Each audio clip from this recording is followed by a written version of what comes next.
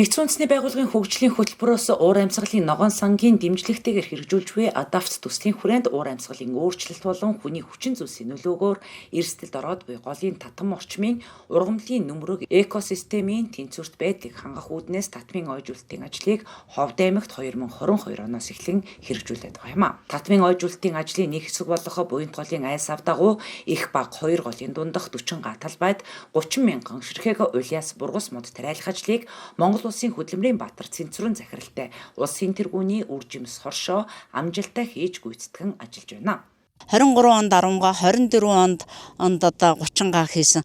Тэгээд улсууд энэ Малтай улсууд өрөөсөө л малаа энэ торын минь хайчлал зүсээд ингээл одоо оруулчих юм. Мал одоо бас бидний одоо өмч хөрөнгө боловч бас байгаль дэлхийгээ өсгөж өргөжүүлж энэ сайн сайхан болгож ээж бидний мал одоо сайн сайхан байна гэдгийг хүн болгоо ухамсарл зөв ойлгоосаа. Тэрнээс хойш би энийг мөнгөтэй чадaltaй энийг хийж байгаа ш. Байгаль дэлхийг л үнэхээр бас өгөөжөө өгөх юмсан ард түмэндээ сайхан агаар усаар амсгалуулах юмсан гэсэн үндсэн дээр л энийг тарьж ургуулж байгаа. Энийг тарихад бол асар их хүч хөдөлмөр, асар их одоо төвчээр хатуужил одоо орж ээж энийг одоо тэгээд ч өнөөдөр бид нар одоо ахаал нөхөн тариалтай хийгээл одоо энийг бас нэг гүйцээгээд хийчихсэн ингээл манай одоо 2 эмэгтэй ажилчин энд одоо ингээл нөхөн тариалт хийгээл байж байна. Тэгээд ингээд энэ хүмүүсийг л би хамгийн гол нь зөв санаа зөв бодолтой малаа битгий оруулаасай. Энэ малаа бол тэр байгаль дэлхийн одоо хөдөө орон нутагт байд юм уу хааш нь байдیں۔ Тэндээ одоо хашаага битгий сүйтгэхээсэй л гэж одоо их чинь хүсэж байна да.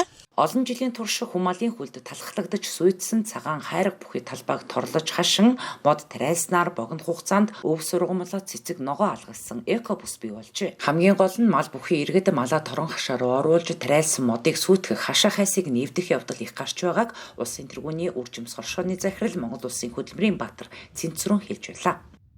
За одоо энэ хүмүүсийг бол яг ерөөсөө энэ гүвцсэн юм одоо юмар хайчлал таслал өөрийнхөө малыг оруулаад орой одоо 9 цагаас хойш өглөө одоо 6 цаг хүртэл ингээл оруулсан бид нар манаачтай би өөрөө одоо энийг өдөртөө биш гэхэд өнжөөд нэг эргэж байгаа ард түмнийг зөв ойлгосон машаантайгаа ирж өөрснөө хажууд нь хончоод уйдаг мороо оруулж чинь хүрээ оруулж чинь зөвхөн өөрийнхөө эрх ашигын төлөө биш нийгмийнхаа эрх ашигын төлөө байгаасай л гэж би одоо ард иргэдтэй бодож байна. Харин яг хуу одоо энэ лагерын урдталтаа гарцсан болохоор энэ урдлаас нь арай нэг мал хуу ороод одоо энэ хоошоо буусан айлууд нь бол ерөөсөө л малтай хурдан морьтой энэ хүмүүс бол бас зарим сайхан хурдан морой зөв одоо асраад хандаад гэрийнхэн гадаа байлгаад ингэж байгаа улс байна. Би энэ торыг өмчлөөд авахгүй штэ. Энэ Ховд аймгийн л хөрөнгө штэ. Ховд аймагт л бүтээж байгаа бүтээл энэ агаарын бохирдол, энэ усны бохирдол Ховд аймаг ямар муухай болсныг өнөөдөр ч гэсэн одоо энэ манай одоо усны байгууллагууд бол шинжилгээ судлаад үнэхээр муухай. Энэ уснаас уух эдгэн аргагүй болсон байна гэдгийг тогтоогоод энэ жорлон байна. Зөвхөн одоо хүнээс биш энэ жорлон байна. Энэ одоо ер нь энэ өрхүүдийн гадаа байгаа энэ машаан тэр энэ бүгдийг л Ховд аймгийн одоо энэ засаг даргын тамгын газар жаргалан цум нь энийг зөв зохицуул зөв арга барилаар одоо цаашдаа шийдээсэй л гэж одоо хүсэж байна те. Ойжуулалтын ажилд цаг хугацаа хөдөлмөр их шаардагдана. Нэг хэсэг нь тарж ургуулan ирээдүйн хойчтой унган байгаль эко орчныг бүрдүүлэн үлдэхийг зорж байхад нөгөө хэсэг нь устгах сүйтгэх ажил хийх ёсгүй юм гэдгийг тэрээр онцолж байна. Анх яг танаа үржимс хоршоо энэ дээр татмын ойжуулалтыг хийх гэж ирэхэд энэ талбай юу н ямархуу янзтай байсан бэ? Өнөөдөр бол маш сайхан одоо сэргсэн байна шүү дээ. Гэхдээ энэ талбай бол үнэхээр зүгээр цагаан хайр л байсан л да. Тэгээд энэ цагаан хайрыг чинь одоо ингээд услаад модын тариад ургуулад ирэхдээ энэ сайхан талбай чинь үнэхээр зүлэгжээд хүн баг хажууд нь очиж хэвтэрчээр одоо энд сэргээ суужмаар одоо ийм л байх юм. Тэгэхдээ энийг би одоо ингээд Ховд аймгийн жаргалан цумд хүлээлгээд өгнө. Тэгтэл энийг эзэнгүү битээ хаяасан.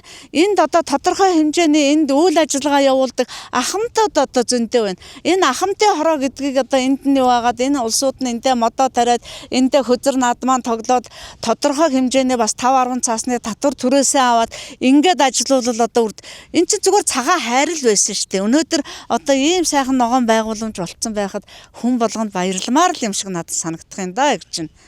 Мод тарьдаггүй юм а гэхэд тарьж ургуулж буй модыг сүйтгэхгүй байснаар ховдчуудад тун удахгүй бургас улиас найхсан цэцэг ногоо халиурсан ногоон төгөлд гэр бүл ах дүү найз нөхөд хамт олноор аялаж амарч нутгаараа бахархан багтах боломж байгаа шүү гэдгийг Монгол улсын хөдөлмөрийн Баатар цэнцвэрэн ховдчуудаа уриалж байна.